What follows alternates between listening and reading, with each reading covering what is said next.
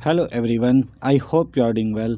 साथियों, UP triple SC के द्वारा आयोजित एक और अहम वैकेंसी का आज हम कोर्ट केस अपडेट देखने वाले हैं। साथियों, जब भी मैं कोई वीडियो अपलोड करता था या कोर्ट केस का अपडेट देता था तो उसमें फूड एनालिस्ट वालों की शिकायत होती थी कि सर हमारे केस का आप अपडेट क्यों नहीं देते हो। बहुत सारे कमेंट आपके 2 दिनों से आ रहे थे कि सर फूड एनालिस्ट पे क्या अपडेट आई है, क्या कोर्ट का फैसला आया है या क्या आने वाला है, उसको आप हमें पूरा स्पष्टीकरण से समझाइए। तो साथियों, ये वीडियो फूड एनालिस्ट वालों के लिए बहुत ही होपफुल अच्छा होने वाला है। तो साथियों, शुरू करने से पहले मैं आप सबसे आग्रह करूंगा कि जो भी भाई बंधु सब्सक्राइब चैनल को नहीं किए हैं, सबसे पहले आप सब्सक्राइब करते हुए चले, क्योंकि साथियों एक डिटेल को निकालने के लिए, एग्जैक्ट डिटेल लाने के लिए बहुत सारा मेहनत करना पड़ता है और सही जानकारी आप तक पहुँचे, ये हम इसको सुनिश्चित कराते हैं। तो साथियों, आप सब्सक्राइब करते हुए चलिएगा, जिससे आपको अपडेट सारी टाइमली मिलती चले। साथियों, हम सबसे पहले यहाँ समझ लेंगे कि ये मैटर टोटल था क्या। तो जो लोग अभी तक नहीं देखें साथियों, उनको मैं बता दूं कि 21 फरवरी 2024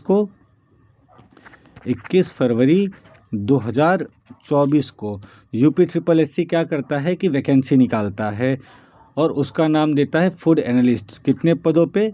417 पदों पे टोटल वैकेंसी ये आपकी आती है।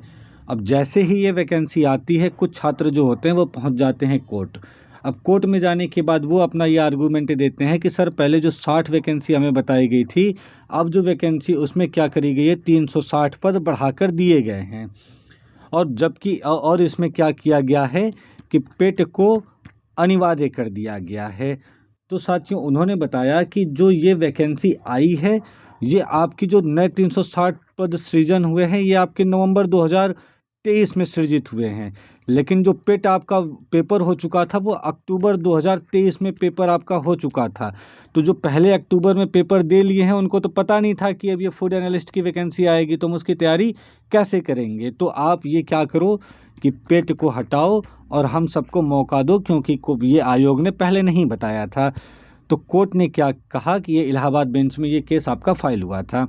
तो इलाहाबाद बेंच ने आपकी क्या बोला कि ये जो वैकेंसी आपकी हुई है, ये तो आपका जो 20 नवंबर 2020 को सरकारी आदेश आया था, ये वैकेंसी उसी पे हुई है।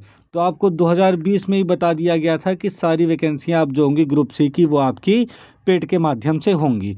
तो इस कोर्ट क्या करता है, 10 अप्रैल 2024 को इनका मैटर खारिज कर देता है। फिर ये वैकेंसी आती है, 15 अप्रैल को वैकेंसी का फॉर्म शुरू होता है, 16 फरवरी 2025 को आपका एग्ज़ाम का पेपर भी हो जाता है। फिर साथियों क्या होता है, इसका 23 सितंबर 2025 को आपका रिजल्ट भी आ जाता है। फिर अब तक तो सब सही चल रहा था, लेकिन साथियों जब डीवी की प्रक्रिया चल रही होती है, अब विवाद कहाँ से आया, ये तो चलो पेट वाला मैटर ख़त्म हो गया, लेकिन अब विवाद कहाँ से आया साथियों, आप ये देखो कि जब डीवी की प्रक्रिया चल रही थी तो उसमें जो एलिजिबिलिटी क्राइटेरिया थी, आपकी जो एलिजिबिलिटी क्राइटेरिया थी, उसको लेकर विवाद होता है। इसमें बोला जाता है कि जो आपने बताया है कि ग्रेजुएशन के साथ आपके पास और क्या होना चाहिए, ये आपकी केमिस्ट्री से होने चाहिए, बायोकेमिस्ट्री से होने चाहिए, या फिर आपके माइक्रोबायोलॉजी से होने चाहिए। 3 चीज़ें इसमें होती है, या फिर आपको फूड टेक्नोलॉजी में भी आपका ग्रेजुएशन होना चाहिए। ये 4 क्राइटेरिया बताई जाती है। लेकिन जब डीवी हो रहा होता है तो इसके समकक्ष वाले जो पहुंच जाते हैं, अब उनके साथ क्या किया जाता है कि उनको लिस्ट से बाहर निकालने लगते हैं।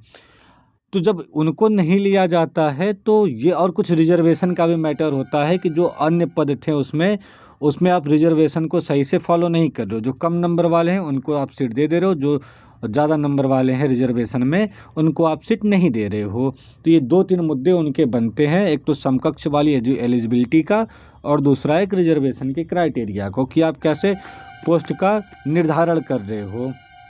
तो अब ये साथियों ये लोग जाते हैं लखनऊ के डिवीज़न बेंच में।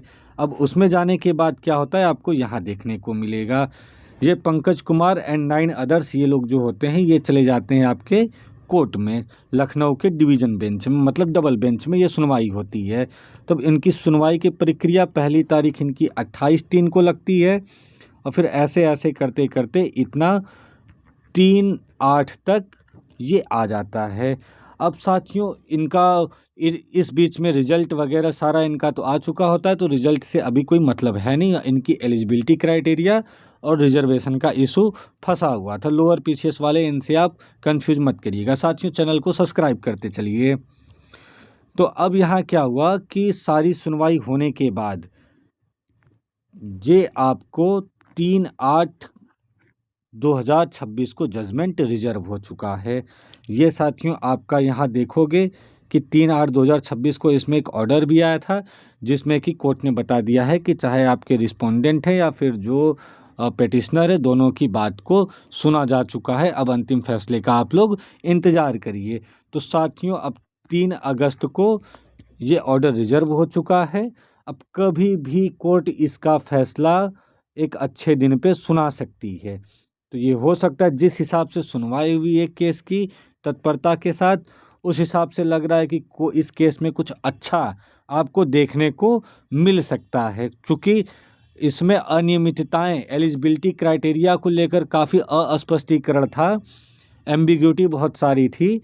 तो अब हो सकता है कि इस पे जिन छात्रों का कुछ मार्क से नहीं हुआ है उनको भी मौका मिल जाए, या जो कुछ छात्र समकक्ष वाले थे अब उनको भी इसमें सम्मिलित कर लिया जाए। तो साथियों ये उनके लिए बहुत बड़ी न्यूज़ होने वाली है कि जो अब तक इस केस से इन्वॉल्व थे। तो साथियों इसका आगे का अपडेट आपको, अगर वीडियो को सपोर्ट आप लोग करते हो या फिर इस पे आप लोग का रिस्पॉन्स अच्छा होता है, तो इसका अपडेटेड वर्जन भी आपके पास लेकर आया जाएगा। साथियों मैं बताते चलूँ, अब जिस भी वैकेंसी का आपको अपडेट चाहिए तो आप कमेंट सेक्शन में बता दिया करो कि इस वैकेंसी का हमें अपडेट चाहिए, तो मैं उस वैकेंसी का अपडेट आपको टाइमली लेकर आता रहूँगा। धन्यवाद साथियों, अपने स्वजनों का ख्याल रखिए। चैनल को सब्सक्राइब करते हुए चलिए, जो भी अपडेट आएगी आपके पास समय रहते तेज़ी से पहुंचाया जाएगा, और सही टाइम पे इन्फॉर्म रहने के लिए आप चैनल को सब्सक्राइब करते हुए चलिए। धन्यवाद साथियों।